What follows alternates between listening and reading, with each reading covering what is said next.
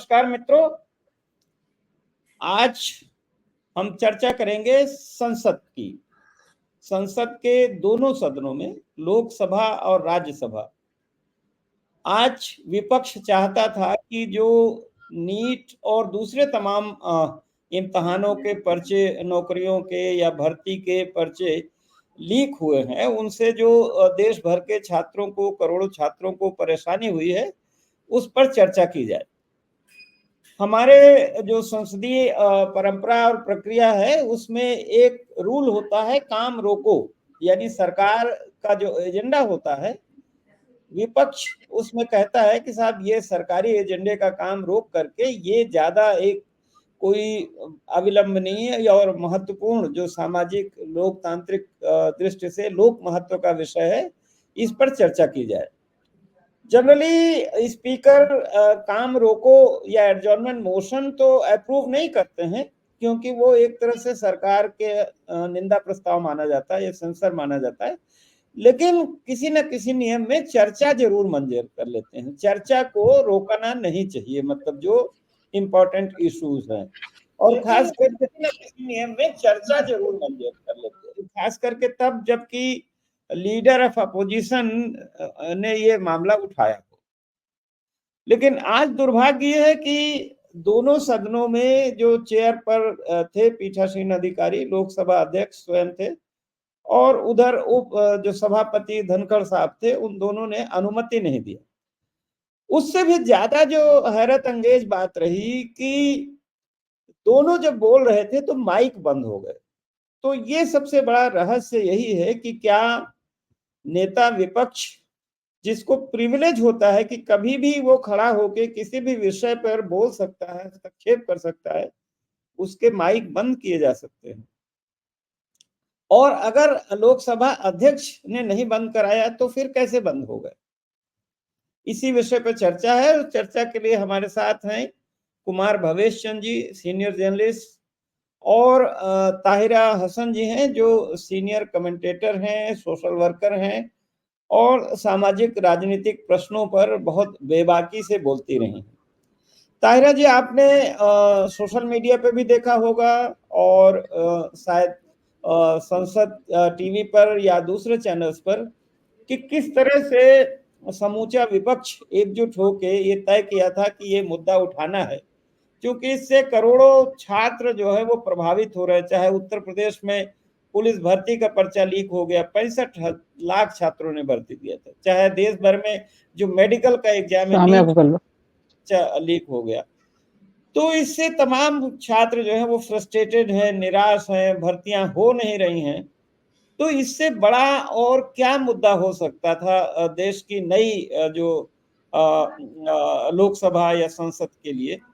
और इस पर जो आज हुआ संसद में, आप उसको किस रूप से देखती हैं, दोनों सदनों में? नहीं, देखिए, जो दोनों सदनों में हुआ वो बड़ा अनफॉर्चुनेट था, क्योंकि नीट का पेपर जो लीक हुआ, इसमें इतने बच्चों की लाइफ, 24 लाख बच्चों की जिंदगी इसमें वो हुई है।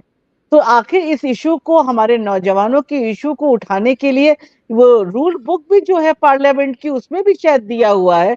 अगर देखिए कि आप इस तरह के मुद्दों को, इश्यूज को प्रायोरिटी पे रखिए, उठाना चाहिए आपको इस मुद्दों को।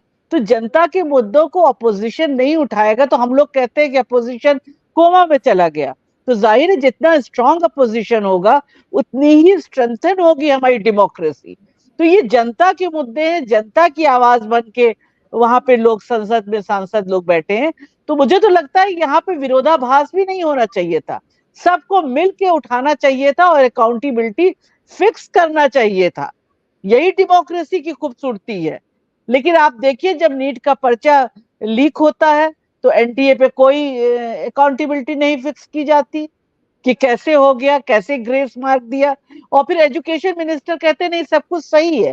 फिर जब सारे कल्प्रेट निकल के आ जाते हैं, ये बात सामने आ जाती है कि 32 से 30 लाख रुपए लोगों ने दिए हैं पेपर लीक कराने के, और उसके बाद उनको किस तरह से ये भी दिखाया गया चैनलों पे कि कैसे बच्चे रट रहे हैं, उनको रटाया जा रहा आंसर शीट एक दिन पहले।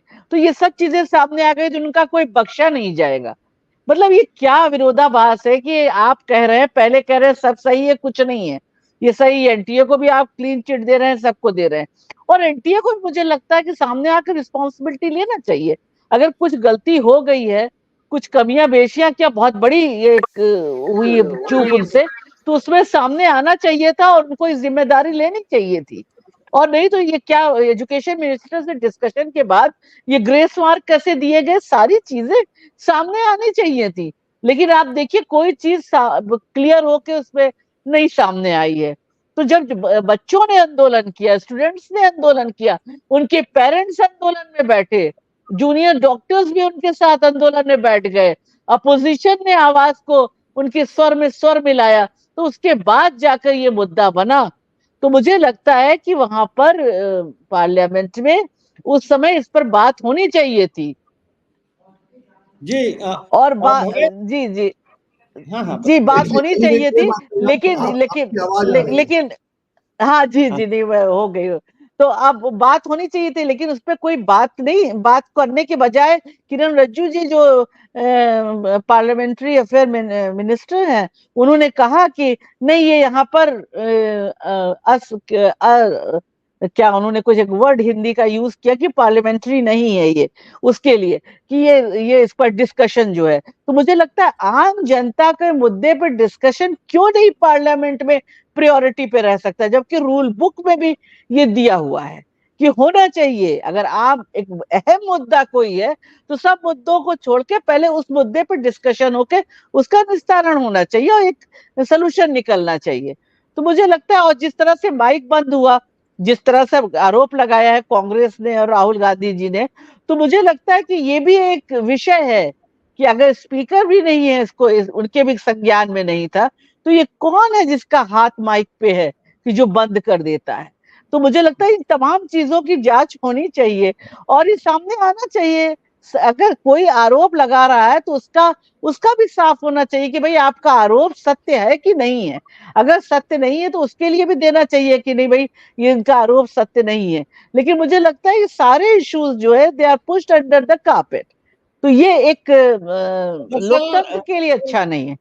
जी ताहिरा जी, दरअसल ये कोई आरोप का विषय नहीं है, ये तो एक हम्म। फैक्ट है कि तमाम एग्जाम्स के पेपर, चाहे वो नहीं, वो तो फैक्ट सामने आ गया इसमें तो, नीट वाले में तो पढ़ाई, रामजी जी सामने आ गया, वो तो आरोपी भी सामने आ गए। दूसरे उन्होंने कहा है, राहुल गांधी और मल्लिकार्जुन खड़गे दोनों ने कहा कि 7 साल में 70 पर्चे लीक हुए हैं, मतलब एक सिस्टमेटिक हो रहा है।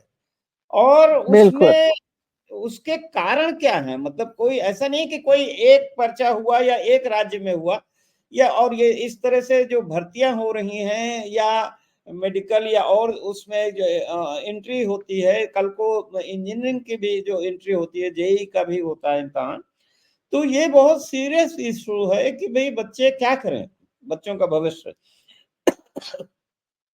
भवेश जी, आप जो संसद में आज हुआ, जिस तरह से राहुल गांधी कह रहे थे कि भाई मेरा मुझे माइक दे दीजिए, और स्पीकर कह रहे थे कि नहीं माइक तो मेरे पास कोई बटन नहीं है, जाहिर है कि कोई मैकेनिज्म, आवाज नहीं आ रही दोनों जगह, तो जाहिर है कि कोई मैकेनिज्म होगा कि उनके इशारे पे ऊपर माइक, तो कंट्रोल का एक ऊपर सिस्टम होता है जहां से कंट्रोल होते हैं माइक, तो जाहिर है कि बिना स्पीकर के इशारे के तो अपने आप कोई कर्मचारी नहीं माइक बंद करेगा लीडर ऑफ क्वेश्चन के। तो ये क्या खेल क्या है, मतलब आप मुद्दे को उठाने न दे, चर्चा न करें, एक अलग इशू है, लेकिन माइक भी बंद हो जाए ये भी एक गंभीर इशू है ना। आपकी आवाज। देखिए ये जो समस्या है इस पर इसके कई लेयर्स हैं एक्चुअली, और अलग अलग लेयर्स पे इस समस्या को की चर्चा होनी चाहिए। आप हम पहले शुरू करते हैं कि ये जो समस्या है, जिस समस्या को लेकर विपक्ष आवाज उठाना चाहता है, अगर मोटे तौर पर देख लिया जाए तो व्यापम व्यापम तो बहुत पुराना मामला है, जो मध्य प्रदेश में शुरू हुआ, और मध्य प्रदेश में उस व्यापम घटना को लेकर कितनी हत्याएं हुई, उसमें राज्यपाल के घर से भी कुछ इन्वॉल्वमेंट था और बहुत सारी बातें हुई, वो अतीत है। लेकिन ये सिम्टम जो शुरू हुआ परीक्षाओं में, इस तरह का पेपर लीक होने का एक सिलसिला, ये तो पिछले 10 साल के मोदी कार्यकाल की कहानी है। और ये उत्तर प्रदेश में और बिहार में और न जाने कहाँ कहाँ जहाँ डबल इंजन की सरकार थी वहाँ खूब ये सब हुआ है।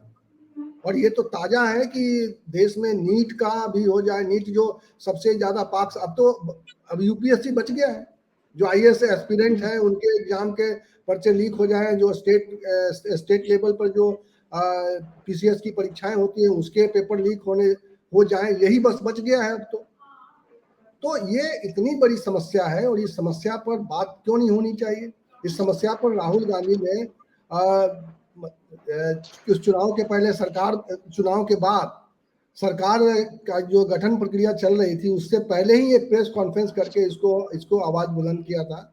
जब ये नीट के पेपर लीक होने लगे तभी राहुल गांधी ने प्रेस कॉन्फ्रेंस की और तभी से वो इस इशू को लेकर वो लगातार आवाज उठा रहे हैं, क्योंकि स्टूडेंट्स उनसे मिल रहे हैं और उनसे आके शिकायत कर रहे हैं, उनसे उम्मीद रख रहे हैं। विपक्ष को लोगों ने ज्यादा ताकत भी दी है, तो विपक्ष का ये पूरा अधिकार बनता है कि वो इस सवाल को सदन के भीतर रखे और विपक्ष ने वो रखा।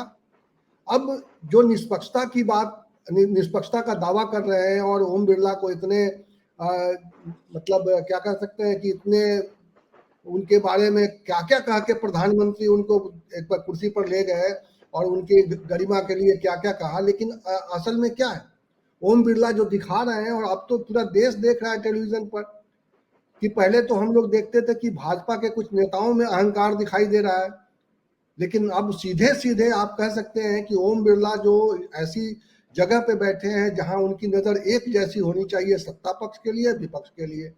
और धनखड़ साहब का भी वही रवैया, राज्यसभा का भी यही हाल है, उपराष्ट्रपति का रवैया भी आप देख रहे हैं, ये देश की जनता देख रही है कि किस तरह से चर्चाएं हो रही हैं, किस तरह के उनके भाव भंगिमाएं हैं, किस तरह से विपक्ष की आवाज को दबाने की कोशिश की जा रही है, किस तरह के लैंग्वेज का इस्तेमाल, रोडी, मैं तो कहूंगा बैठ जाओ ये कहना स्पीकर के पद से किसी सांसद, माननीय सांसद के लिए किस तरह की भाषा है ये उनकी।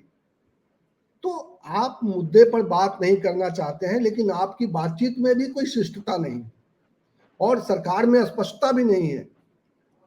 लोकसभा स्पीकर राहुल गांधी को बोल रहे हैं कि अभी राष्ट्रपति का अभिभाषण पर बोलने का मौका मिलेगा, उसमें अपनी बात रख लीजिएगा। ये एक संवाद हुआ। मैं तो कह रहा हूं कि ये सत्ता पक्ष का अगर उनको उन्हीं की बात वो रख रहे हैं तो वो ये एक बात ये हो गई। दूसरी, जो संसदीय कार्य मंत्री हैं वो कुछ और कह रहे हैं और शिक्षा मंत्री कुछ और कह रहे हैं। तो कहीं से इस पूरे घटना को लेकर एक स्पष्टता नहीं है। इसको गोल मोल करके, इसको जैसे मणिपुर की घटना को घोर के पी गए लोग, उसी तरह से इस घटना को भी गोल गोल घुमा के और खत्म कर देना चाहते हैं। समय के साथ ये अपने आप ही समाप्त हो जाएगा, इसकी चर्चा समाप्त हो जाएगी, वो स्थिति पैदा कर देना चाहते हैं। लेकिन ये समस्या बहुत गंभीर है और इस पर चर्चा होगी और मुझे लगता है ये जो टकराव की स्थिति पैदा हुई है और विपक्ष को जो इस बार इतना मजबूत है, ये विपक्ष इस पूरे मामले को छोड़ेगा नहीं। अब पहले जैसी स्थिति नहीं हो पाएगी कि वो तमाम सांसदों को बाहर कर दें और अपना जो कार्यक्रम है लोकसभा का, राष्ट्रपति का अभिभाषण पर चर्चा शुरू करा दें। तो अब ऐसी स्थिति नहीं, विपक्ष पहले से ज्यादा मजबूत है और मुखर है। मुझे लगता है विपक्ष ने अपनी बात को बहुत मजबूती से रखा है और यही होना चाहिए। लोकतंत्र में इस वक्त जो है सबसे बड़ी, जो यूथ की जो सबसे बड़ी प्रॉब्लम है उस पर चर्चा चाहता है विपक्ष, तो इस पर चर्चा होनी चाहिए और राष्ट्रपति के अभिभाषण के बीच से ही कोई समय निकालकर इसके लिए कोई एश्योरेंस तो मिले, कोई स्पीड से एश्योरेंस तो मिले कि हाँ ये समस्या गंभीर है, मैं मानता हूं कि गंभीर है और इस पर हम चर्चा करेंगे, इस समय नहीं उस समय करेंगे, लेकिन कोई एश्योरेंस नहीं। आप लगातार तरह तरह के वो कर रहे हैं, माइक बंद करवा रहे हैं, पहले जैसे करते थे वो करवा रहे हैं।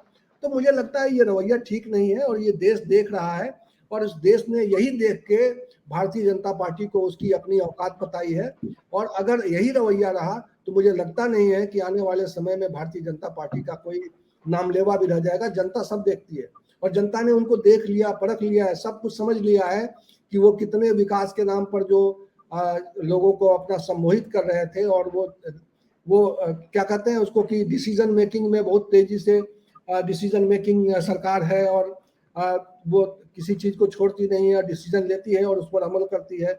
इस तरह की एक अपनी छवि बना रहे थे और कि दुनिया में उनकी बड़ी ताकत है और उनके नेता की छवि ऐसी है, तो उनके नेता की छवि भी देख ली गई कि बनारस में उनको कितने वोटों से जीत मिली है। तो सब कुछ अब क्लियर हो गया है। अब इससे ज्यादा दुर्गति यही होगा कि अब जिस तरह से सदन में वो रुख दिखाएंगे अपना, तो ये अहंकार जो सरकार में था, ये अहंकार पीठ पर ना उतरे। हम लोगों को यही दुआ करनी चाहिए। ताहिरा जी, देखिए ये तो एक मौका हो सकता था सरकार के लिए जी कि वो अपनी बात रख सकती थी, चर्चा के माध्यम से देश के खास करके युवकों को आश्वासन दे सकती थी कि हम परीक्षा व्यवस्था में इन सब में ये सुधार कर रहे हैं जिससे इस तरह की बार बार न हो। तो फिर कहीं ये डर तो नहीं है कि अगर चर्चा होगी तो आंच जो है वो सरकार के ऊंचे पदों पर बैठे लोगों पर आ सकती है, क्योंकि ये जो आजकल परीक्षाएं कराई जा रही हैं इनके ठेके निजी कंपनियों को दिए जाते हैं, और जाहिर है कि ठेके उन्हीं को मिलेंगे जो सरकार में पावरफुल लोग हैं। तो क्या सर ये डर तो नहीं है सरकार को कि भाई इसकी आंच वहां तक पहुंचेगी, उनके मंत्रियों तक पहुंचेगी, उनके और बड़े लोगों तक पहुंचेगी कि जो ठेके पर ये सब कराते हैं? तो इस डर से सरकार लोकसभा में या राज्यसभा में चर्चा नहीं चाहती और इसको बस सीबीआई और पुलिस तक सीमित रहना चाहती है ताकि जो जैसा वो चाहे वैसा हो। नहीं, बिल्कुल देखिए ये चर्चा होनी चाहिए थी। अब वो चाहे सत्ता पक्ष का कोई बड़ा ऑफिसर हो, नेता हो जो प्रो हो पार्टी के, या अपोजिशन का हो, कोई हो, क्योंकि बात तो आ रही है, कुछ अपोजिशन की नेता की भी बात लोग कर रहे हैं। तो वो जो भी नेता हो, आप उस पर बहस तो कीजिए। सिर्फ कहने से अभी एक मैं चैनल पे थी, वो एक दूसरे को आरोप प्रत्यारोप चल रहा था कि नहीं भाई आपके नेता भी उसमें शामिल नहीं है। भाई कोई नेता शामिल है, आप एक्शन लीजिए, आप सत्ता में हैं, आपको एक्शन लेना चाहिए। आपने क्या क्या स्टेप्स उठाए वो भी आप बताइए, कैसे इस पे आप लगाम लगाएंगे। और एनटीए जो है उनके पास कहते हैं वर्कफोर्स कम है, 25% ही परमानेंट है। तो क्यों है ये बात, उसको बेहतर क्यों नहीं किया जा रहा है वर्कफोर्स को? क्यों ये प्राइवेट ठेके पर सामान दिए वो कर रहे हैं, पेपर तक वहां पे जाके छप रहे हैं? बताइए कि वो 1 घंटा पहले पेपर लीक कर दे रहे हैं, उसमें पैसे कमा रहे हैं। करप्शन, इससे बड़ा करप्शन क्या होगा? कि जिसके पास आप सोचिए किस मुश्किल से ये बच्चे जो उनके इंटरव्यूज वगैरह आ रहे थे कि वो किस मुश्किलों से आते हैं पेपर देने के लिए, रिमोट एरिया गांव से आते हैं, आके यहाँ रह के कोचिंग करते हैं। भाई उनके कितने संसाधन है, उसको उसमें भी ध्यान देना होगा। देश का एक बड़ा हिस्सा जो है वो मार्जिनलाइज्ड है। तो आप वो बच्चे आते हैं उनके बारे में आप सोच नहीं रहे कि वो किस तरह से पेपर देते हैं, क्या करते हैं। वहां 30 लाख और 32 लाख जिसकी जेब में पैसा होगा उसका बच्चा डॉक्टर बन जाएगा। आप ये भी तो सोचिए कि किस तरह के डॉक्टर बना रहे हैं आप, किस तरह से कर रहे हैं। पूरा करप्शन, और पूरा करप्शन जो है वो पूरा ह्यूमैनिटी को भी तहस नहस कर रहा है। वो किस तरह के डॉक्टर बनेंगे और जब इस तरह से ग्रेस मार्क देके और सबको टॉप कराया जा ग्रेस रहा है। मार्क आपने दे दिया, उसमें कोई सफाई नहीं दे रहे हैं आप कि क्या आपने उससे एजुकेशन मिनिस्टर से आपकी बात हुई, डिस्कशन हुआ? एजुकेशन मिनिस्टर भी नहीं कर रहे। पहले तो उन्होंने क्लीन चिट दी हुई थी एनटीए को, उसके बाद उन्होंने कहा जब सब कुछ सामने आने लगा, ये पेपर का आने लगा, किस तरह से बाकायदा बच्चों को रटाया जा रहा है आंसर, वो भी सामने आने लगा, कल्प्रिट भी सामने आ गए, सारे उनके नाम आ गए, तो वो कह रहे हैं कोई बख्शा नहीं जाएगा। तो ये पूरा एक जो नेक्सस है इस पे काम होने की जरूरत है रामदत्त जी, कि कैसे ये हो रहा है, बच्चों की जिंदगियों के साथ खिलवाड़ हो रहा है। मैं फिर रिपीट करूंगी कि हमारा जो बच्चा जो रिमोट एरिया गांव से आता है, जो हमारा मार्जिनलाइज क्लास का बच्चा है, क्या उसे ये हक नहीं कि अपनी पढ़ाई इतनी मुश्किलों से करके वो एंट्रेंस एग्जाम में बैठे? क्या ये हक सिर्फ उन लोगों के पास है जिनके पास लाखों रुपए जेब में है? तो ये भी एक सवाल खड़ा होता है। तो राहुल गांधी ने और अपोजिशन ने एक सवाल अहम उठाया है, आम आदमी का सवाल उठाया है, वो हाशिया पे खड़े हुए समाज का सवाल उठाया है, उन नौजवानों का सवाल उठाया है। तो मुझे लगता है कि यहाँ पर इसको प्रायोरिटी देनी चाहिए थी, उसमें डिस्कशन होता। और इन्होंने भी जो जो सोचा है कि कैसे उसको कर्व करेंगे, कैसे रोकेंगे, ये अपनी बात रखते हैं और जनता के बीच में इनकी बात भी यूथ के बीच में जाती। तो मुझे लगता है डिस्कशन से भागना नहीं चाहिए था, वहां पर एक अच्छा डिबेट, एक अच्छा हेल्दी डिस्कशन पार्लियामेंट में होना चाहिए था, ना कि ये होना कि वो माइक बंद हुआ, ये हुआ, तमाम चीजें हुई। इससे अच्छा होता, इससे जनता में क्या गया, यूथ में क्या मैसेज गया कि हमारी बात पे बात नहीं हो रही है। हमारे मैसेज इतने यही अहम है, मुद्दे को सरकार कुछ छुपाना चाहती है ना, सरकार के पास हाँ छिपाने के लिए बहुत कुछ है। कहीं न कहीं इसकी अगर चर्चा होगी तो सरकार पे आँच आएगी, इसलिए खुली चर्चा नहीं हो रही है। भवेश जी, आपने सोशल मीडिया पर एक वीडियो जरूर देखा होगा, जिसमें उत्तर प्रदेश सरकार के एक कैबिनेट मंत्री हैं, ओम प्रकाश राजभर। वो एक रैली प्रकाश में जी, वो एक रैली में खुलेआम न्योता दे रहे हैं कि आप लोग जो किसी भी भर्ती के लिए आप अप्लाई करिए, और जब आपके पास कॉल लेटर आ जाए तो आप हमारे पास आइए, हमारे पास जुगाड़ है। और उन्होंने जुगाड़ बताया कि उनके एक विधायक हैं बेदी राम, वो उसको कर देंगे। बेदी राम वो सज्जन है जो पहले रेलवे में टीटी थे और यही पर्चा वर्चा लीक कराने के आरोप में निलंबित हुए थे, उसके बाद बर्खास्त हुए और फिर वो ओम प्रकाश राजभर के टिकट पे एमएलए हो गए। तो उत्तर प्रदेश में भारतीय जनता पार्टी सरकार मंत्रिमंडल में जो शामिल है एक नेता, वो खुलेआम कह रहा है कि आप आइए, हम रिश्वत दे के जुगाड़ करके रिश्वत दे के हम आप भर्ती में हम आपको पास कराएंगे, हम आपको नौकरी दिलवाएंगे। और वो साथ में बता रहा है कि हमारा ये विधायक इस काम में बहुत उस्ताद है। तो अभी तक बिहार में तो कुछ लोग गिरफ्तार किया गया, यहाँ ये लोग खुद जी दावा कर रहे हैं, उनसे क्यों नहीं पूछताछ हो रही है? क्या नहीं पूछताछ होनी चाहिए? क्या उनको गिरफ्तार नहीं किया जाना चाहिए? बिल्कुल। ये बेदीराम देखिए जो ये राजभर वाला जो मामला है, उसमें राजभर ने मुलाकात की है, मुख्यमंत्री से अपनी सफाई दी है, लेकिन ये जो पूरा इशू है, देखिए मैंने कहा ना कि नहीं, बट बेदीराम जो विधायक हैं वो तो बिल्कुल इस बिल्कुल मामले में पहले गिरफ्तार हो चुके हैं, उनकी संपत्तियां जब्त हो चुकी है, पेपर लीक ये सब अब ओपन सीक्रेट हो चुका है, ये सब कोई जानता है। ये रिकॉर्ड पर इसलिए नहीं आ रहा है क्योंकि इस वक्त मीडिया जो है बंधक बनी हुई है सरकार की। मीडिया को इस बात की चिंता रहती है कि सरकार कहाँ कमजोर पड़ रही है, वहां पर सरकार का बचाव किया जाए। तो और अगर मीडिया स्वतंत्र होती तो मुझे नहीं लगता है कि इस तरह के मामले और मीडिया में नहीं आते, और लोगों को, और ज्यादा लोगों को जो सोशल मीडिया से जुड़े हुए लोग नहीं हैं, उनको भी पता होता है कि ये सरकार कैसे काम कर रही है, और इस सरकार में रहने वाले लोग किस तरह से कैसे लोगों को प्रश्रय दे रहे हैं। आपको बताता हूं कि ये चुनाव से पहले की कहानी, 1-1.5 साल 2 साल पहले की कहानी, जब उत्तर प्रदेश में शिक्षा भर्ती का पेपर लीक हुआ था, उसमें इन्वेस्टिगेशन चल रहा था। उसमें इन्वेस्टिगेशन में कुछ लोग पकड़े गए और उनका जो है सोर्स ये पकड़ में आया, पता चला कि वो एक बीजेपी नेता के चुनाव मैनेजर थे, चुनाव के दरमियान उसका मैनेजमेंट करते थे, और वो चुनाव लड़ने की तैयारी भी कर रहे थे भारतीय जनता पार्टी से।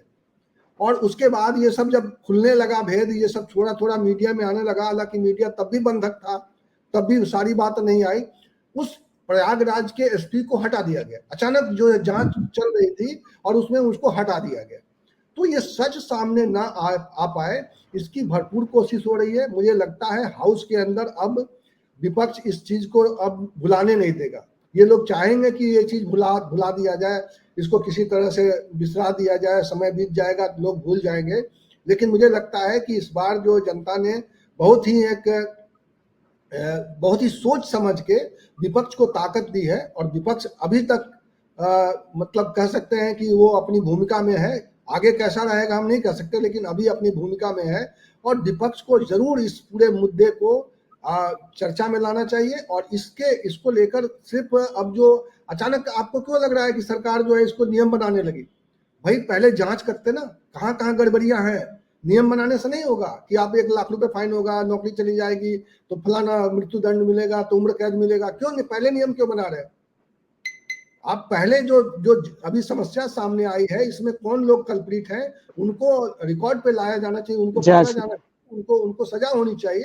उसके बाद आप नियम भी बनाते रहो साथ साथ। अगर लगता है कि नियम की गड़बड़ी से ये हुआ है, लेकिन ये नियम की गड़बड़ी से नहीं हुआ, ये सत्ता के संरक्षण में ये धंधा फल फूल रहा है, और इससे सत्ता मजबूत हुई है। इससे पैसे, जो नौजवानों के पैसे, जो गाड़ी कमाई के जिसकी चर्चा कर रही थी ताहिरा हसन, ये किसका पैसा है? ये गरीब लोगों का पैसा है, जो खेत बेच के पढ़ने आते हैं शहरों में, के बड़े शहरों में आते हैं पढ़ने के लिए। बड़ी उम्मीद से उनके माता पिता उनको तमाम तरह के संसाधनों से निचोड़ के पैसा उनको भेजते हैं, बैठाते हैं, उसको 1 परीक्षा 2 परीक्षा, हर समय वो परीक्षा देते रहते हैं, और उनका परीक्षा के लिए फीस जमा करते हैं, और वो पेपर लीक हो जाता है, वो दोबारा पेपर लीक हो जाता है, वो नियुक्ति हो जाती है, तो उसका कोर्ट में मामला चला जाता है, उनकी नियुक्ति भी नहीं हो पाती है। आप देखिए कि पिछले 10 सालों का ट्रैक रिकॉर्ड निकाला जाएगा तो जिन प्रदेशों में भारतीय जनता पार्टी की सरकार रही है वहां पर क्या हाल हुआ। बिहार में जरूर नीतीश कुमार ने जब वो गठबंधन के साथ थे तो शिक्षकों की बहाली करके एक नया रिकॉर्ड कायम किया था, और उस समय उत्तर प्रदेश के ढेर सारे लड़कों को जब बिहार में शिक्षक की नौकरी मिली थी तब उत्तर प्रदेश सिर अपना शर्म से सिर झुकाने के लिए जगह ढूंढ रही थी उत्तर प्रदेश की सरकार।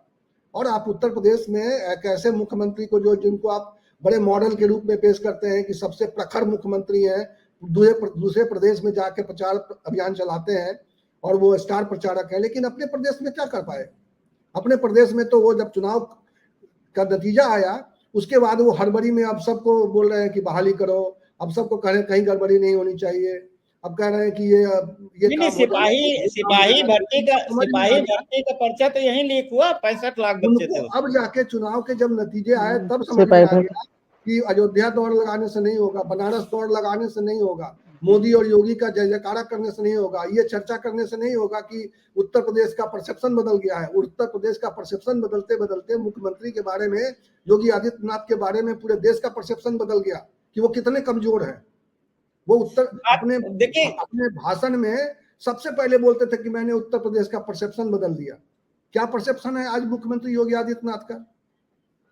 भाई परसेप्शन क्या बदल दिया? भ्रष्टाचार अगर ये नीट में है या और भर्तियों में है तो अयोध्या में भी तो भ्रष्टाचार की ही पोल खुली है। राम मंदिर के जो राम पथ है, जो सारी सड़कें हैं, उनमें इतने बड़े बड़े गड्ढे हो गए हैं कि पूरी कार घुस जाए, और जो वहां राम मंदिर में भी पानी लीक कर गया है, भारत का वो खंडन कर रहे हैं। तो ये तो भ्रष्टाचार अलग अलग रूपों में अलग अलग उसमें हमें दिखाई दे रहा है, प्रकट हो रहा है। हमारे साथ श्याम सुंदर शर्मा जी हैं जयपुर से, और बिरला जी ओम बिरला जी जो है वो आप ही के राज्य से आते हैं। आज आपने देखा होगा कि किस तरह से राज्यसभा और लोकसभा दोनों में विपक्ष ये मुद्दा उठाना चाहता था। आज कई बार ये होता है कि 2 दिन से ऐसा है ना कि उनको अगर स्वतंत्र मीडिया होता तो आज हेडलाइंस में छपना शुरू हो गया था कि एरोगेंस जो है ना, इनकी बड़ी हो गई है। एरोगेंस उसको कह सकते हैं कि 4 बार के सांसद वो लोकसभा में एक नया रिकॉर्ड बनाने जा रहे हैं।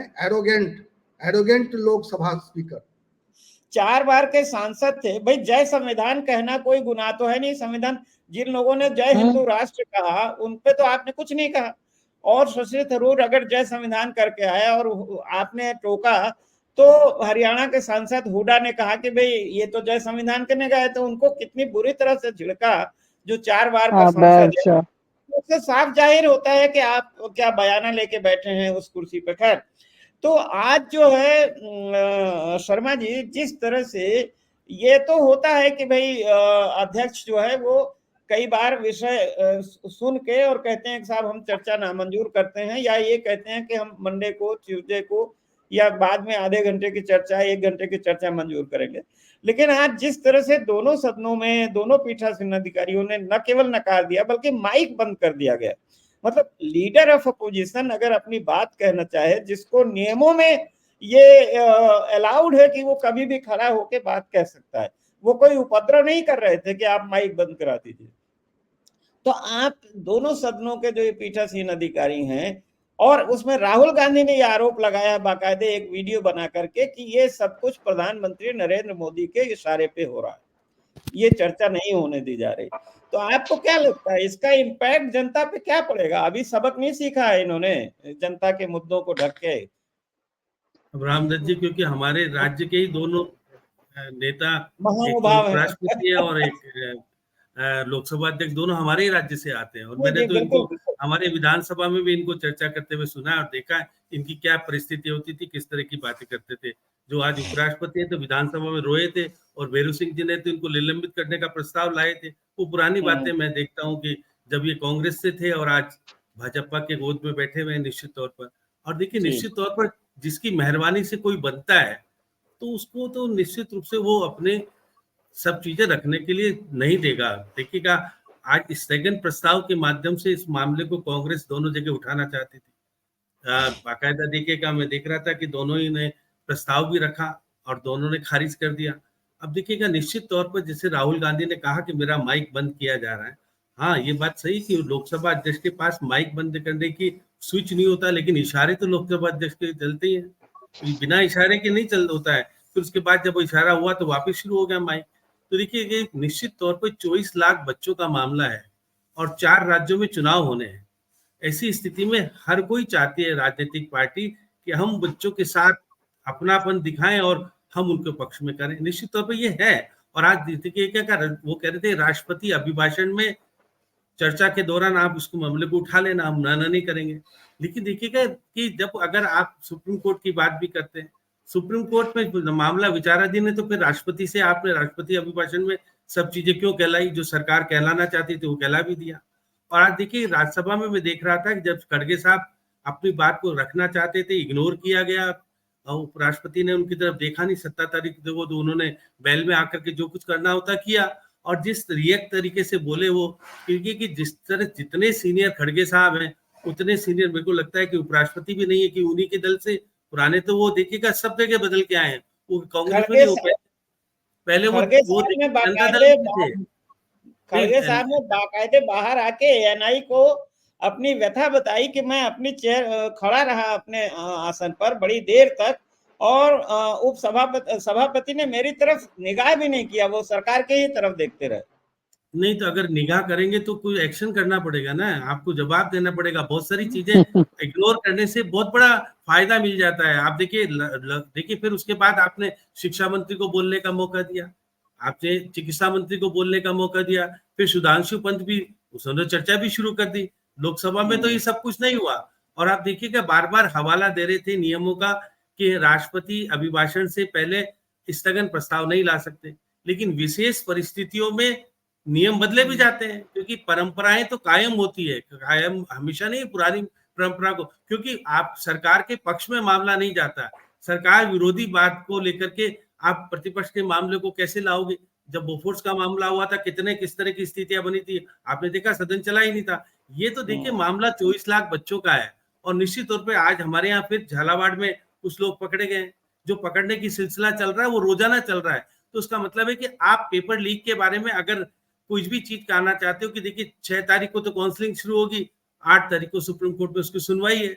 तो ऐसी स्थिति में बच्चों के प्रति समर्पित भाव से कांग्रेस कहती है कि हम आपके मुद्दे को लाना चाहते हैं। और दोनों देखिए बाकायदा रणनीति के तहत कांग्रेस लाई थी मुद्दा, ऐसा नहीं कि कांग्रेस अजीब गरीब तरीके से लिया है। उन्होंने बाकायदा स्थगन प्रस्ताव रखा। स्थगन प्रस्ताव को नामंजूर करने का अधिकार है, लेकिन आपको सदन में बताना पड़ेगा कि आखिर आपने क्यों नामंजूर किया, क्या स्थितियां हैं। देखिए बहुत सारा मुद्दा बड़ा गंभीर है, चाहते तो कर सकते थे। अब देखिए सरकार की स्थितियों को खराब करने का अधिकार तो फिर आप प्रतिपक्ष तो चाहेगा कि सरकार की पोल खुले, सरकार घेरे में आए, सरकार सारी बातें, लेकिन क्योंकि सरकार ने नहीं बनाया उपराष्ट्रपति तो जिन्होंने बनाया उनकी मेहरबानी को तो कायम रखना पड़ेगा। और निश्चित रूप से लोकसभा अध्यक्ष भी बने तो किसके कारण बने ये भी आपने देखा।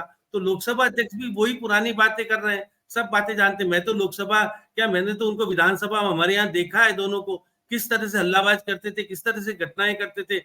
जब उनको लोकतंत्र याद नहीं आता था, लोकतंत्र तो जब वो प्रभावी बन गए और हेड बन गए तो अब लोकतंत्र याद आता है, लोकतंत्र को बचाए रखने की स्थितियां याद आती। लेकिन सरकार को बचाने का काम निश्चित रूप से सत्ताधारी पार्टी के चुने हुए व्यक्ति को जाता है श्रेय, क्योंकि आपने तो देखिएगा कांग्रेस ने तो उनको चुनने के लिए थोड़ा हेडेल्ट पैदा किए, लेकिन वो तो निर्वाचित होके आने थे, हो गए निर्वाचित।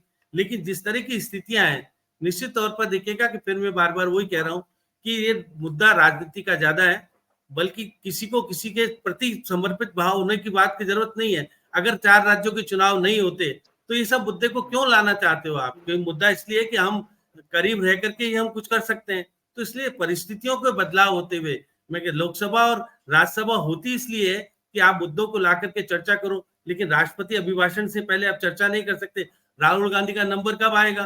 राहुल गांधी का नंबर तो फिर 3 जुलाई को आएगा। उससे पहले तो कौन क्या बोलेगा, पक्ष वाला विपक्ष वाला, पता नहीं कौन कौन क्या क्या बोल लेंगे। उसके पहले बहुत सारी परिस्थितियां अलग हो जाएगी। इसलिए राहुल गांधी चाहते थे कि मैं एज विपक्ष का नेता के नाते रखूं बात को, रखने के बाद रिएक्ट सरकार करे। सरकार रिएक्ट नहीं करना चाहती इसलिए कुछ नहीं बोली, क्योंकि राज्यसभा में तो रिएक्ट भी कर दिया सरकार ने और सारी बातें कि किसी के साथ अन्याय नहीं होगा। ये सब बातें आप कह भी रहे हो, और फिर उसको चर्चा कराना नहीं चाहते। चर्चा इसलिए नहीं कि देखिए देश में मुद्दा बन रहा है, और मुद्दा अगर युवा नाराज हो जाएगा तो युवा नाराज पहले भी हुआ था तो 240 पे अटक गए थे। अगर युवा नाराज हो जाएगा तो फिर आपके यूपी में क्या होगा, बिहार में क्या होगा, और बाकी जगह जहाँ पे भी इलेक्शन हो रहे थे। आज झारखंड के पूर्व मुख्यमंत्री जी को जमानत मिल गई, अब केजरीवाल जी को नहीं मिली। ये लोकतंत्र में जो बदलाव की स्थिति आ रही है, जिस तरह की स्थिति नई स्थितियां हो रही है और परिवर्तन का दौर है। पहले देखिएगा निश्चित रूप से 10 साल तक तो आप प्रतिपक्ष के नेता को मान्यता नहीं मिली। अब तो पहली बार मान्यता मिलने के बाद राहुल गांधी बोल रहे हैं, किसके प्रतिपक्ष के नेता के नाते से बोल रहे हैं, वो इंडिविजुअल व्यक्ति से नहीं बोल रहे। आप उनको देखिएगा, बात तो सुनिए उनकी, चाहे रिजेक्ट करिए चाहे कुछ ही कीजिएगा, लेकिन जिस प्रकार का व्यवहार, देखिए मैं बार बार हुड्डा की बात कर रहे हैं, अब देखिएगा कि निश्चित रूप से वो हुड्डा से व्यक्तिगत रूप से कहीं पीड़ित होंगे। निश्चित रूप से कई बार हो जाता है कि उनके उम्मीदवार को हरा के आने वाला व्यक्ति को कैसे वो करेगा। वो कह रहे हैं कि वो तो देखिए हमारे यहाँ तो ये 47,000 से जीत के आए, वो तो बहुत अधिक मतों से जीत के आया। तो ये बातें हैं, अलग अलग बातें अलग अलग होती है, लेकिन हाँ लोकसभा अध्यक्ष हैं तो अब अध्यक्ष की मान्यता तो अध्यक्ष की रहेगी, उससे कम की तो कह नहीं सकते। और उनकी निश्चित रूप से ऐसा माना जाता है कि जो व्यवस्था अध्यक्ष दे देता है उसको मानना पड़ता है, ये तो है रूल्स। लेकिन आप उसके अंदर अपनी बात को रखने के लिए हंगामा कर सकते हो, आपको पार्लियामेंट की कार्रवाई। श्याम जी, ये बात आपकी सही है कि नियमों में अध्यक्ष का निर्णय मान्य होता है, लेकिन हमने देखा है और आपने भी देखा है, आप हमसे सीनियर ही होंगे, कि जब विधानसभा या लोकसभा में इस तरह का एडजॉर्नमेंट मोशन आता है तो चेयर मौका देती है कि उस पर आप विषय पर रोशनी तो डालें कि भाई क्या विषय उठाना चाहते हैं आप। ये तो, और उसमें जनरली न केवल मेन अपोजिशन पार्टी, दूसरे जिनके भी नोटिस होते हैं उनको मौका दिया जाता है कि भाई आप क्या विषय है जिसको आप उठाना चाहते हैं। आप बिना सुने संक्षेप में, और उसके बाद सरकार से पूछा जाता है कि भाई आपका क्या कहना है। तो यहाँ तो ये हो रहा है कि जो प्रिसाइडिंग अफसर हैं, उप सभापति, सभापति और स्पीकर, वो अपनी ही निर्धारित प्रक्रिया का भी पालन नहीं कर रहे हैं। ज्यादा वफादारी में भाई उनको सरकार से कहलाना चाहिए था ना कि भाई इस विषय पे चर्चा की अनुमति है नहीं। हाँ, आप कुछ बोल रहे हैं भवेश जी, आप कुछ कह रहे हैं। मैं हाउस को चलते हुए मैंने देखा है, हाउस को कवर किया है। परंपरा ये थी कि अगर यहाँ पे हाउस के अंदर में डिस्प्यूट हो जा रहा है तो स्थगित करके पीछे बैकडोर में बात होती है। हाँ, स्पीकर बुला के बात करते हैं कि आप इतनी चीज कह दीजिए, सरकार का भी एम्बेरसमेंट ना हो, आपकी बात आ जाए। तो ये इस तरह से सरकार को चलते हुए हमने देखा है। लेकिन अब तो बिल्कुल डंडे के बल पर चलाना चाहते हैं, वो तू चलाना चाहते हैं। इसीलिए लगता है कि इतनी जो उनकी गायन गाथा जो उनकी हो रही है कि बड़े वो पराक्रमी लोकसभा स्पीकर बने हैं और वो मतलब एक नया रिकॉर्ड कायम करेंगे। अभी जब वो ज्वाइन कर रहे थे तो उनके मतलब प्रशंसा में जो सभी बोलते हैं ना कि हाँ आप आए, तो अनुप्रिया पटेल ने जब कहा कि आप एक नया रिकॉर्ड कायम करेंगे, इतने समय बाद कोई स्पीकर जो है दूसरी बार आया और वो 5 साल पूरा करेगा, तो हाउस के अंदर मर्मरिंग होने लगी, क्योंकि इस बात पर पूरा सदन को कॉन्फिडेंस नहीं हो रहा था कि ये 5 साल पूरा करेंगे, कि अब 5 साल पूरा करेंगे स्पीकर के रूप में। ये अब कॉन्फिडेंस हाउस के अंदर भी नहीं रहा। जैसे ही अब वो वीडियो देखने लायक है, सुनने लायक है कि अनुप्रिया पटेल कह रही है कि अब आप जो है एक नया रिकॉर्ड कायम करेंगे, 2 बार 2 टर्म 10 साल तक स्पीकर रहने का रिकॉर्ड बनाएंगे। दूसरी बार बने थे लेकिन वो 10 साल पूरा नहीं किए थे, लेकिन शायद इतिहास दोहराने जा रहा है। जो रवैया है पीठ का और जो टकराव का जो माहौल है उसमें तो बड़ा विचित्र है। आप राहुल गांधी की चर्चा कर रहे थे कि राहुल गांधी ने कोई वीडियो जारी किया है, वो वीडियो मुझे मिल गया है, मैं दिखा दूं? हाँ, जरूर। Good afternoon, and this is for all the students who took NEET and also the students who are taking other competitive exams in the country. There's been a disaster as far as NEET is concerned. Everybody knows that the paper was leaked, people made thousands of crores of rupees, and the students were hurt, were damaged. The students studied for years. It's their dream, their aspiration to enter the medical field, and that dream and aspiration has been destroyed and ridiculed. And that is why yesterday in the opposition meeting, I personally raised this issue and I said, look, to send a message to the students that we care for them, we believe in them, they are the future, we need to spend one day discussing NEET. And there was a unanimous agreement among all opposition parties that yes, a discussion on NEET, a one-day discussion on NEET is required and should be done. And we're committed to having that discussion peacefully in a very, very accommodating manner. I tried to raise it in Parliament. Of course, as you saw, I wasn't allowed to speak. This is an issue that has affected 2 crore students. 70 times in 7 years, papers have been leaked. It's clear that there is a systemic problem. It is clear that there is huge amount of corruption, and we simply cannot continue like this. Also, the students want a resolution quickly. So the idea behind the discussion was that we get a resolution to this issue, because crores and crores of people, their family members are in pain. They don't know what is going to happen in the future, and it's important that we give them clarity. It's unfortunate that the government didn't want this. It seemed to me that the direction was directly from the Prime Minister. It's sad that the Prime Minister of India, who in fact should be leading the discussion and should be telling us about his opinion and should be telling us about what he is going to do, simply doesn't want a debate. We are ready for a debate. We want a debate, and we don't want to fight with the government. We want to place our views on the table. Thank you. तो राहुल गांधी का ये कहना है कि राहुल भाई गांधी अगर NEET को लेकर या इस समस्या को लेकर अगर पॉलिटिक्स भी कर रहे हैं, क्योंकि वो अंग्रेजी में कर रहे हैं तो कम्युनिकेट कर रहे हैं जो इसके पीड़ित है, तो अगर पॉलिटिक्स भी कर रहे हैं तो ये अच्छी पॉलिटिक्स है। जी भाई, अगर संसद में पब्लिक के कंसर्निंग इश्यूज जैसे इतने अभिभावक पेरेंट, देखिए उसमें मैं सुन रहा था यूट्यूब पे, शर्मा जी आपने भी सुना होगा, आपने भी सुना होगा कि बच्चे ये कह रहे हैं कि भाई कितने मुश्किल से तो हमने पैसा जुटाया, फार्म भरा, भरा, और आप अगर दोबारा भी कराओगे तो भाई हमको फिर आप उसकी फीस नहीं लोगे तो हमको जाना तो पड़ेगा, मतलब कहीं रहना पड़ेगा, कहीं होटल में कहीं जाना पड़ेगा, तो दुनिया भर का खर्चा और फ्रस्ट्रेशन होता है। और बहरहाल तो आज सरकार ने, मैं तो कहूंगा कि सरकार ने एक मौका गंवा दिया कि वो अपनी बात दोनों रख सकती थी कि भाई हम इस परीक्षा प्रणाली में कैसे सुधार करें कि इस तरह की समस्याएं ना आए, और इसमें अपोजिशन से भी सुझाव मांग सकती थी। देखिए बाकी इस पर चर्चा तो हो ही रही है, सारे टीवी चैनल्स पे हो रही है, अखबारों में हो रही है, पंचायत पान की दुकान पे हो रही है, ऐसा तो है नहीं है कि मामला छुपा हुआ है। लेकिन ये जो सरकार जो ज्यादा वफादार, more loyal than the king जो लोग रख लेते हैं अपने तो प्रिसाइडिंग ऑफिसर, तो चर्चा न करा के या चर्चा मंजूर बाद में भी समय दे करके, मुझे लगता है इससे सरकार का ही नुकसान होगा, क्योंकि पब्लिक में ये इमेज अगर जाएगी कि भाई संसद में बहस नहीं हो सकती, तो संसद फिर किस बात के लिए है। एक आप कुछ कमेंट करना चाहेंगे राहुल गांधी के वक्तव्य पर, शर्मा जी?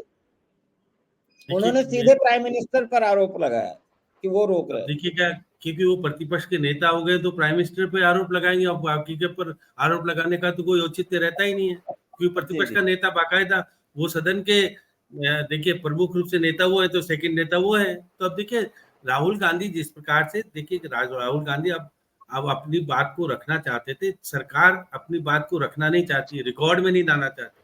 बहुत सारी चीजें अगर आप चर्चा कराओगे तो लीकेज सरकार की बहुत सारी रिकॉर्ड में दर्ज हो जाएगी, जो कि इतिहास का पन्ना कहलाती है, फिर वो कभी भी निकाल करके बोला जा सकता है।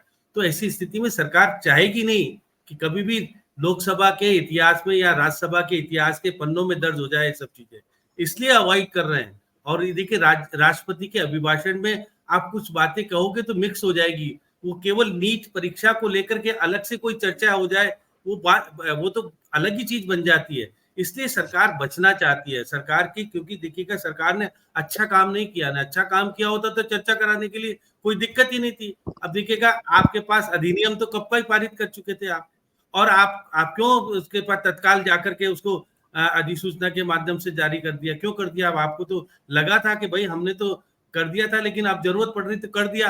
अब परीक्षा को कैंसिल करने का सरकार कैंसिल कर दे तो भी दिक्कत होगी, क्योंकि सुप्रीम कोर्ट अगर कैंसिल कर दे तो कोई दिक्कत नहीं होगी, लेकिन काउंसलिंग का काम 6 तारीख से शुरू होगा और 8 तारीख से अगर सुनवाई होगी, और 6 हाईकोर्ट है जहां पर की मामले विचाराधीन, हमारे अभी नोटिस जारी किए हैं, सारी बातें हैं। तो देखिए हाईकोर्ट कितने हैं और फिर सुप्रीम कोर्ट कितने हैं, या तो सुप्रीम कोर्ट सारी चीजों को मंगा ले दिल्ली और चर्चा करे, लेकिन गंभीर मुद्दा यही है कि देखिएगा कि बहुत सही बात है कि 2 करोड़ लोग इससे जुड़े हुए हैं। अगर 2 करोड़ लोग जुड़े हुए हैं तो उसकी राजनीति तो निश्चित रूप से दोनों पार्टी करना चाहेगी, और वो कहेंगे हम तो सरकार बच्चों के हितैषी हैं और सरकार के एक को बदला लेकर के दबाने का प्रयास नहीं करेगी, हम उसको खोल के रहेंगे। हमारे यहाँ भी रीट परीक्षा हुई थी 16 लाख बच्चों की, जब स्थगित की गई थी तो हमारे यहाँ भी बहुत बड़ी चर्चा का विषय बनी। देखिएगा कि जो कोचिंग माफिया है, देखिए कोटा कोचिंग माफिया का हब है, आपको मालूम है, लोकसभा अध्यक्ष आते सबसे ज्यादा बच्चे वहीं तैयारी करते हैं मेडिकल की, और निश्चित रूप से उनके व्यक्तिगत मित्र भी होंगे जिनके कोचिंग इंस्टीट्यूट चलते होंगे, तो बहुत सारी चीजें उनके साथ जुड़ी हुई है। अब लोकसभा अध्यक्ष के खिलाफ कोई ऐसा कहने की स्थिति में आ नहीं पा रहा कि भाई आप तो जिस हब से आते हो सबसे ज्यादा बच्चे वहीं आते, कमाई किसकी होती है? देखिए करोड़ों रुपए कितने, देखिएगा कोई छोटा मोटा खेल नहीं है इसमें। देखिए कितने करोड़ रुपए, आप पता नहीं कितने हजार करोड़ रुपए का व्यवसाय हो रहा होगा, किस तरह की स्थितियां होती है, वो सब खुल करके सामने आएगी तो बहुत सारी बातें सरकार के खिलाफ चली जाएगी। इसलिए सरकार रिकॉर्ड में नहीं लाना चाहती है। राष्ट्रपति अभिभाषण के तहत आप चर्चा कर लेना, कोई दिक्कत नहीं है, लेकिन ये एक्स्ट्रा स्पेशल इश्यू के रूप में अगर चर्चा के लिए स्वीकार कर ली जाती है तो फिर सरकार की स्थिति खराब हो जाती है। फिर सरकार को बताना पड़ेगा कि क्यों नहीं कैंसिल की जा रही है, क्या बात है। क्योंकि देखिए होता यही है कि सुप्रीम कोर्ट में विचाराधीन मामला है तो संसद में उस पर चर्चा नहीं हो सकती, तो फिर राष्ट्रपति से आपने क्यों कहलवाया? आपको तो मानना था कि सुप्रीम कोर्ट में जब मामला कहलाना भी चाहते हो कि हम कड़ी कार्रवाई करेंगे, अन्याय नहीं होने देंगे। ये सब चीजें राजनीतिक खेल है, और राजनीतिक खेल में जब आप नीचे आपकी स्थिति विपरीत जाती है तो आप उसको किसी तरह से मैनेज करने का प्रयास करते हैं। अब पहले नहीं करते थे, आप अब कर रहे हैं, क्योंकि अभी आपकी स्थिति वो नहीं है कि आप इस पर बहुमत में कहोगे कर हो लोगे। सकता है कि इसमें कहीं न कहीं हो सकता है कि इसमें कहीं न कहीं लोकसभा अध्यक्ष की भी कोर कहीं दबी हो, उनके मित्र जो कोचिंग संचालक, क्योंकि कोटा में तो कोचिंग फैक्ट्रियां चलती हैं ना, और उन फैक्ट्रियों में बाकायदे पैसा जो है वो उगता है, और माँ बाप, गरीब माँ बाप खास करके रूरल एरियाज के वहां भेजते हैं अपने बच्चों को, और उसमें से बहुत सारे लोगों को लालच दिया जाता है कि भाई आप पैसा दीजिए, हम आपका एडमिशन करा देंगे, आपकी भर्ती करा देंगे।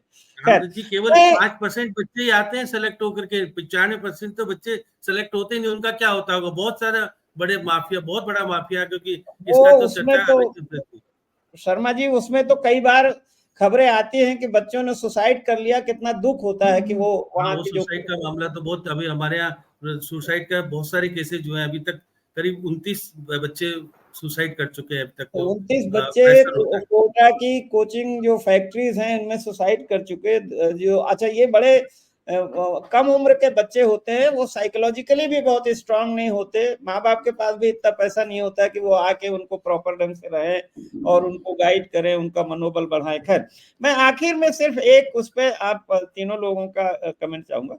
जैसे उदाहरण के लिए, जैसे मैं उसमें केवल नीट नहीं रख रहा हूँ और भी रख रहा हूँ, जैसे यूपी में सिपाही की भर्ती पहले होती थी।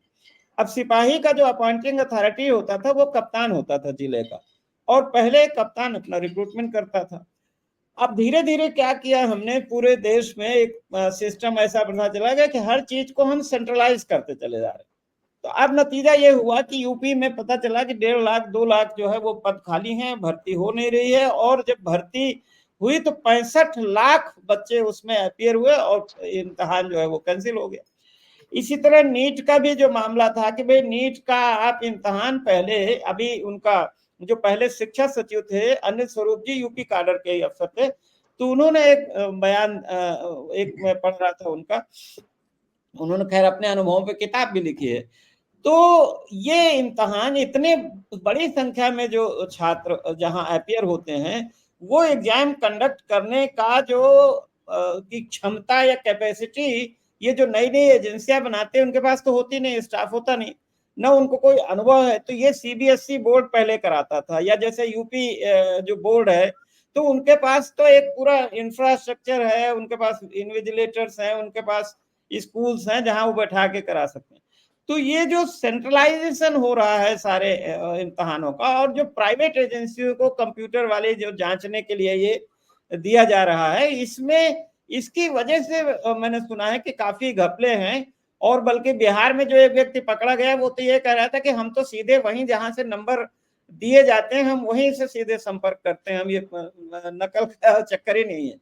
तो क्या ये जरूरत नहीं है कि इस पूरे सिस्टम पे फिर से विचार किया जाए, और इतना सेंट्रलाइज हम क्यों कर रहे हैं जिसको हम नियंत्रण नहीं कर सकते, जिसको हम चला नहीं सकते? ताहिरा जी, डिसेंट्रलाइज क्यों बिल्कुल नहीं? सही। तो बिल्कुल देखिए, जो आपने कहा ना, ये पूरे इससे माफिया तैयार हो रहे हैं, और पूरा सेंट्रलाइज करने से आप देखिए, सिपाही भर्ती आपने कहा बिल्कुल सही। और नीट जिस पे हम बात कर रहे हैं, जो सबसे अहम मुद्दा इस समय प्रेजेंट सिनेरियो में है, वहां पे देखिए किस तरह से, ये मैं कह रही हूँ, क्या ये पूरा सिस्टम है, इसको देखना होगा। यहाँ ये सिर्फ ये नहीं कि वर्कफोर्स कम है इनके पास, एक्सपीरियंस नहीं है, सिर्फ इतना ही नहीं है। आप देखिए उन बच्चियों का जिनका आंसर शीट फटी हुई मिली, उनके बारे में क्या होगा? इसका मतलब एक करप्शन है कि जो बच्चों ने अच्छा किया तो उनकी आंसर शीट फटी हुई मिली।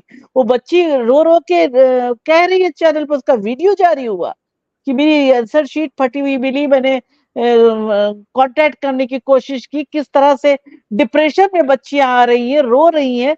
तो मुझे लगता है कि ये पूरा जो नेक्सस बना है, कि जहां पैसे हैं वहां पर, जो मैंने पहले कहा था, मैं उस बात पे एम्फेसिस चाहती हूँ कि ये बात मेन ये है कि मार्जिनलाइज क्लास के जो बच्चे आ रहे हैं, जो पढ़ाई के दम पे आ रहे हैं और मुश्किल से रह रहे हैं, बड़ी मुश्किल से आके शहरों में, लखनऊ में और ऐसे शहरों में रह के कोचिंग करते हैं, जिनके लिए कोचिंग करना, ट्रेवल करना, ये सब कोई आसान नहीं है, प्रिविलेज क्लास के नहीं है। फिर जब वो अच्छा आंसर शीट पे लिख के आते हैं और वो लगाते हैं अपना पूरा हिसाब कि हमको इतने नंबर मिले होंगे, और वहां पे आंसर शीट उनकी फटी मिल जाती है, तो इससे ये पता चलता है कि करप्शन कितना गहरा है। ये सिर्फ एक, जो मैं पहले कह रही थी कि सिर्फ क्या पैसे वालों के लिए ही है, कि वही सारे एग्जाम्स में डोनेशन आपने कर दिया, प्राइवेट मेडिकल कॉलेजेस में जिनके पास पैसे हैं, वो डोनेशन देके बन रहे हैं डॉक्टर्स। तो अब तो देखिए, डॉक्टर्स को दिखाने से पहले भी सोचना पड़ेगा, ये डॉक्टर्स क्या करेंगे भाई, किस तरह का इलाज करेंगे हम लोगों का। तो ये बहुत मतलब सीरियस मुद्दा है ये, कि किस तरह का चल रहा है पूरा प्राइवेटाइजेशन में। आपने पूरा पूंजी का एक वो कर दिया कि सिर्फ पैसा दे के आप हर चीज हो जा रही है। हॉस्पिटल्स में जा रहे हैं तो लोग बेचारे गरीब गहना हर चीज अपनी गिरोह रख के रख जा रहे हैं, वहां पे टेस्ट करा रहे हैं। तो ये जो पैसा दे के आया है, वो पैसा अर्न करेगा पे निकल के, वो पैसा उगाई में लगेंगे। ये पैसा दे दे के पढ़ेंगे, अब उसके बाद ये उसी पैसे को अपना रिकवर करने की कोशिश करेंगे। जी जी भवेश जी, आपको क्या नहीं लगता कि इसका कोई विकल्प होना चाहिए? ये जो छोटी छोटी कंपनियों को, जिनके पास न तो उस सब्जेक्ट का नॉलेज है, न रिसोर्सेज हैं, न उनके पास संसाधन है, ठेके दे दिए जाते हैं और फिर वो और आउटसोर्स करके या दिहाड़ी लोगों से इस तरह काम चलाते हैं, और उसमें फिर तमाम उनकी क्षमता ही नहीं है सिवाय इसके कि हाँ भाई करप्शन जरूर बढ़ता है। तो जो बड़े एजेंसियां हैं एग्जामिनेशन की, या ये मेडिकल कॉलेजेस हैं, या और मतलब इस पे कुछ विकल्प होना चाहिए ना, या इस तरह विकल्प है मुझे लगता है, लेकिन जो एक करप्शन जिसकी बात कर रहे हैं आप, इसमें करप्शन और जो नियत का सवाल है कि आप कैसे मेन चीज दे रहे हैं। बेसिकली ये नियत का सवाल है कि अगर आप अच्छे लोगों को प्रतिस्पर्धा में जो लोग हैं और उनके एक्सपीरियंस है, ट्रांसपेरेंट तरीके से इस तरह के काम करने के, उनको ला रहे हैं, या आप पार्टी बेसिस पे सोच रहे हैं कि वो हमारे नजदीक है और हमें उसका कुछ बेनिफिट, उसका कुछ हिस्सा मिल जाएगा, तो आप ऐसे सोच रहे हैं। ये पूरा एक जो है व्यापम घोटाला जो क्या था, उसमें इसी तरह की कंस्पिरेसी है ना, कि ये सब जगह अपने अपने लोग बैठा दो और ये जो है सब मिल के खेल करेंगे, परीक्षा खेलो, और अल्टीमेटली वो परीक्षा खेलने बच्चों के लिए जो है खेल बन गया सिर्फ, वो उनको कहीं पे नियुक्त करने के लिए वो एक सिस्टम नहीं है, उनके लिए एक खेल बन गया। तो ये पूरा सिस्टम जो है ये जर्जर हो चुका है, इसकी जांच होनी चाहिए। और ये इसकी मतलब मुझे लगता है कि कोई रिटायर्ड जज या किस तरह का एक बड़ी जांच होगी, जिससे ये पता चल पाएगा कि किस तरह का घून इसमें लग गया है और कहाँ पे करेक्शन करने की जरूरत है। क्या पिछले सिस्टम में हमें चले जाना चाहिए, या ये सिस्टम को इससे भी और मजबूत करने के लिए कुछ और तरीका हो सकता है। तो ये क्योंकि ये यूथ की अगर ये बहुत बड़ी समस्या है आज की तारीख में, कि अगर वो सारा ध्यान पढ़ाई में लगाए, पढ़े लिखे और एक इस तरह के एग्जाम में वो कंप्लीट करे, और उसको जो मिलना चाहिए, नियुक्ति मिलनी चाहिए, या उसको जो कहीं एडमिशन मिलना चाहिए, वो काम उसका पूरा हो जाए। लेकिन अगर ये हर जगह ये इस तरह की व्यवस्था आ गई है तो जरूर कहीं ना कहीं नियत का सवाल है कि चाहे वो शिक्षक भर्ती का हो, चाहे दरोगा भर्ती का हो, चाहे वो किसी एग्जाम में एडमिशन के लिए एग्जाम हो, इस तरह की परीक्षा हो, सब में अगर यही घुस रहा है तो इसका मतलब कि कोई कोई ऐसा व्यक्ति है जो इसको भ्रष्टाचार के दलदल में घसीट रहा है और इससे लाभ उठा रहा है। उस आदमी को और उस सिस्टम को आइडेंटिफाई करने की जरूरत है। जो मोदी सरकार की ही एक स्कीम ऐसी थी, स्किल इंडिया, कि भाई तमाम जो बच्चों को उनको स्किल किया जाएगा, अलग अलग प्रोफेशनल ट्रेनिंग दी जाएगी। लेकिन हुआ यही कि सत्ताधारी दल के एक व्यक्ति को उसको ठेका दे दिया गया और उन्होंने फिर जगह जगह छोटे छोटे जगहों पर तमाम एनजीओ को, तमाम संस्थाओं को दे करके और फिर सारा फर्जी जो है वो सर्टिफिकेट बांट दिए गए और स्किल इंडिया कहीं हुआ नहीं। आज भी इंडस्ट्री के लोग शिकायत करते हैं कि साहब भारत में नौकरियां तो हैं प्राइवेट सेक्टर में, लेकिन एम्प्लॉयबल लोग नहीं, मतलब वैकेंसीज है लेकिन लोग ही एम्प्लॉयबल नहीं है, क्योंकि हमारा वो सारा जो एग्जामिनेशन का सिस्टम, सारा जो परीक्षा का सिस्टम है वो गड़बड़ है। आप शर्मा जी, आप क्या सोचते हैं कि ये जो इस तरह के भर्तियों का क्या व्यवस्था में कुछ बदलाव करना चाहिए जिससे बार बार छात्रों को इस तरह से परेशान न होना पड़े और वो भ्रष्टाचार मुक्त हो, कम से कम और कुछ हो न हो, उसमें भ्रष्टाचार तो नहीं होना चाहिए प्रवेश परीक्षाओं में। देखिए रामदत्त जी, क्योंकि फेडरल सिस्टम पर सवाल खड़े होना शुरू हो गए हैं। महाराष्ट्र ने कहा हम इस परीक्षा में शामिल नहीं होंगे, हमारे बच्चे इस तरह से जिस तरह की स्थितियां बन रही है। तो जिस संस्था के माध्यम से परीक्षा करा रहे हो, अगर इतना बड़ा सवाल केंद्र सरकार के ऊपर लगने लगा, और क्योंकि महाराष्ट्र में चुनाव होना और महाराष्ट्र में बहुत सारे लोग हैं, क्योंकि जब राज्य सरकारें अगर कहेगी कि हम तो नहीं मानेंगे इसको, तो एक नया विवाद पैदा हो जाएगा। देखिए आईएएस की परीक्षा होती है, बहुत कम है कि वहां पर कोई मामला उठता नहीं है और ठीक ठाक तरीके से हो रहा है। लेकिन हम राजस्थान वाली बात भी कह रहे हैं, हमारे राजस्थान में सबसे पहले कानून बनाया अशोक गहलोत ने, क्योंकि सबसे ज्यादा तो हमारे यहाँ हुआ था 9,000 करोड़ रुपए का मामला केवल शिक्षक भर्ती मामले में, जो रीट की परीक्षा थी उसमें 9,000 करोड़ का मामला हुआ था और विधानसभा में चर्चा हुई थी, बहुत सारी चीजें, और बीजेपी ने भी मामले को उठा करके बहुत सारी चीजें करी थी। तो निश्चित रूप से देखिए हमारे माध्यमिक शिक्षा बोर्ड ने उस परीक्षा को कराया, और देखिएगा जहां पर पेपर रखे जाते हैं उस पेपर को राजीव गांधी स्टडी सर्किल के लोगों को सौंप दिया गया और फिर पेपर चोरी हो गया, और फिर उसके बाद क्या होता है आपको मालूम है, इसमें भी यही हुआ, रटाओ पेपर और फिर जला दो पेपर, किस तरह की स्थितियां बनी। तो इसमें बहुत आप सोच नहीं सकते कितना लंबा कैसे होगा, 40-40 लाख में अगर पेपर बिक रहा हो और किस तरह की स्थितियां हो रही, तो फिर पूरे देश में कितना पैसा आया गया होगा, अभी कुछ हिसाब किताब लग ही नहीं रहा। अब सीबीआई को जांच देनी पड़ी, मजबूरी है ना, सरकार को पता पड़ रहा था हमारी, तो अभी तो हम लोकसभा में 240 ही जीत के आए, और पहले खुल गया होता तो ये भी नहीं जीत के आते। तो बहुत अलग कड़ी परिस्थितियों के अनुरूप केंद्र सरकार में आ गया। अब आप सिपाही की भर्ती की बात करते थे, पहले तो निश्चित रूप से एसपी भर्ती करता था और किसी कहने से भी हो ही जाते थे, जो नेता कहता था भर्ती, लेकिन अब उसके लिए भी परीक्षा बना दी आपने। परीक्षा बनाने के बाद उसके पेपर भी लीक होने लगे, हमारे यहाँ भी पेपर लीक हुआ। तो देखिए पेपर लीक होने की बात को लेकर के एक बहुत बड़ा मुद्दा इसलिए बन गया कि कोचिंग माफिया जो है, अब देखिए जो आरपीएससी या यूपीएससी के मेंबर हैं वो वहां पढ़ाने जाते हैं और वो बताते हैं कैसे एग्जाम लेते हैं, कैसे वो साक्षात्कार होते हैं। इन सबको अगर ये आपके लोग, अगर जो हमारे आरपीएससी में देखिए कुमार विश्वास की पत्नी को भर्ती कर दिया गया, वह मेंबर बन गई, हमारी चीफ सेक्रेटरी की पत्नी को मेंबर बना दिया, और हमारे मुख्यमंत्री के जो उनके सुरक्षा अधिकारी था वो चेयरमैन बन गए, तो उस संस्था की क्या स्थिति होती होगी। तो इसलिए मैं कह सकता हूं कि ऐसे संस्थाओं में निष्पक्ष और अच्छे लोगों को अगर लाया जाए और जुडिशियल भी हो, सब कुछ तरीके लोग लाए, तो निश्चित रूप से अच्छे लोगों को तो भर्ती करते ही नहीं है।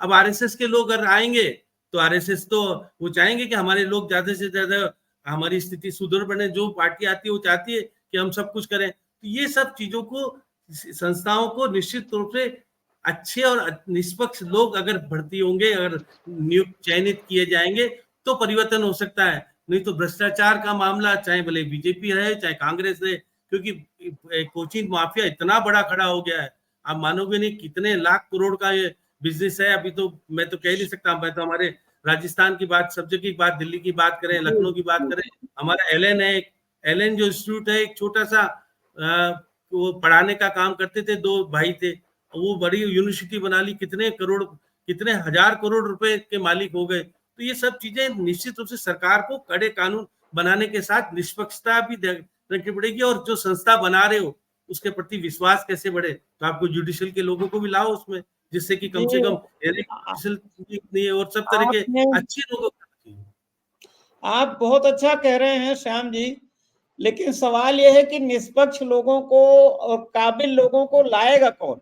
अगर ऊपर ही सरकार में ही अगर नाकाबिल लोग और अगर इलेक्टोरल बॉन्ड जैसे ये मतलब वसूली करने वाले लोग बैठे हों, जिसको क्या कहते हैं, रैंसम वसूलने वाले लोग बैठे हों, सीबीआई के बल पर, पुलिस के बल पर अगर वसूली करने वाले लोग ही सरकार चला रहे हों, तो हम कैसे ये उम्मीद करते हैं कि इस तरह के एग्जामिनेशन बॉडी में और आपके यहाँ जो लोक सेवा आयोग में कैसे नहीं मुख्यमंत्री का सुरक्षा अधिकारी चेयरमैन बनेगा? तो जब ऊपर की सरकार ठीक होगी, मुझे लगता है तभी ये सब चीजें ठीक होगा। और जब तक ऊपर ही भ्रष्टाचार को संरक्षण मिलेगा या लोग भ्रष्टाचार से पैसा कमाएंगे हजारों करोड़ रुपया तमाम तरह के जुगाड़ बना करके, तब तक हम उम्मीद नहीं करते। तो बहुत बहुत धन्यवाद अपने पैनलिस्ट का, श्याम सुंदर शर्मा जी, भवेश जी और ताहिरा जी, आपका बहुत बहुत शुक्रिया। आपने तमाम बहुमूल्य बातें कही और उम्मीद है कि दर्शकों को पसंद आई होंगी। और दर्शकों से हमारा अनुरोध है कि आप कृपया हमारे चैनल को, अगर अभी तक आपने सब्सक्राइब नहीं किया है तो प्लीज सब्सक्राइब जरूर करिए, लाइक करिए। लाइक करने से और लोगों तक हमारे कार्यक्रम पहुंचते हैं, और हो सके तो कार्यक्रम का जो लिंक है वो भी आप अपने मित्रों को फेसबुक, ट्विटर या व्हाट्सएप के माध्यम से शेयर करिए। बहुत बहुत धन्यवाद। शुभ रात्रि, गुड नाइट।